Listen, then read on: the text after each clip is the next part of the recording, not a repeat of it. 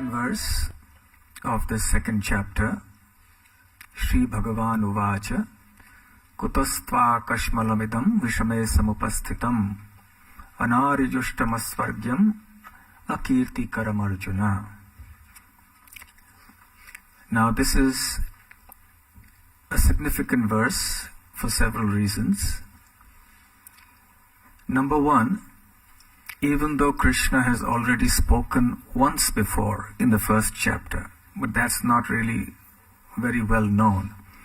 In the 25th verse of the first chapter, when Arjuna asks Krishna to draw the chariot between the two armies, Krishna obliges very kindly out of love for his dear devotee Arjuna.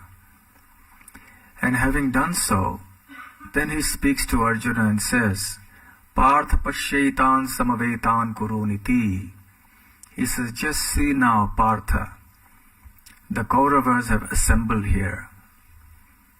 But that was just a casual statement because Krishna was speaking in the mood of one who was following instructions. But now this verse marks a change. When Krishna speaks this verse, it is significant because he speaks with a different attitude.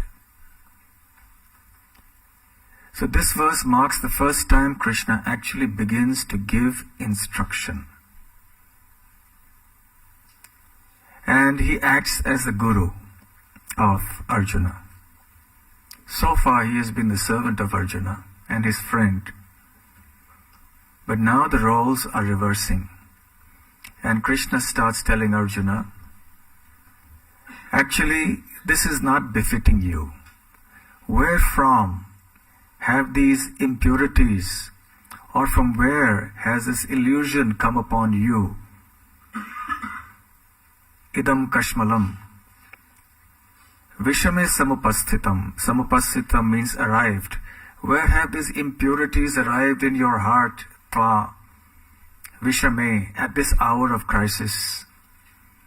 Anaryajustam, it is not befitting a person of spiritual culture like you.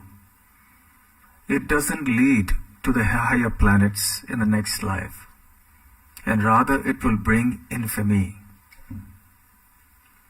So first and foremost, this is the first time that Krishna actually begins speaking. Number two, he takes on the role of a superior or a guru, and a guru or a superior sometimes has to admonish the dependent for the benefit of the dependent, inasmuch as a parent has to admonish a child sometimes, or the spiritual master has to admonish the disciple sometimes. So Krishna is playing that role now. He has directly become the guru of Arjuna.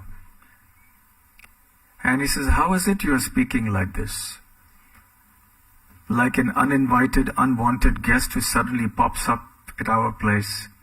Yes, these unwanted desires come into the heart, these illusions come into the heart. Okay, so Arjuna, you are an Aryan. How come all this has come upon you? This is not befitting you. The word Arya is significant also. It has been made popular, or shall I say unpopular, by Adolf Hitler.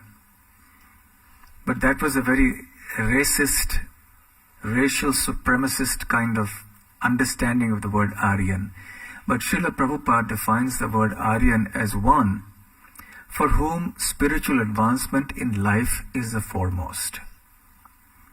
A person of spiritual culture is called an Aryan. It's not a matter of what kind of body you have and so on. It's a matter of spiritual culture.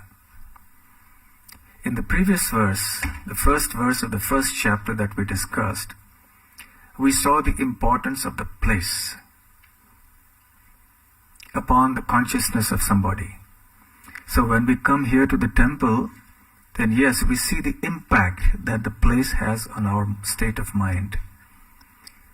So we should try to always be as much as possible in a holy place like a temple, or if we are at home, then we should try to make the atmosphere at home so holy, so that when we go out into the unholy world, especially on unholy days, because a holiday is meant to be a holy day, but it's now the most unholy thing.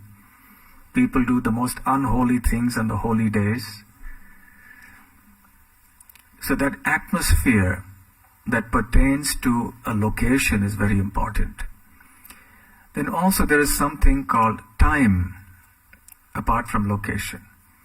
Krishna is telling Arjuna, at this time, when you should be fighting and executing your duty, you have become a victim of this illusion. This doesn't befit you.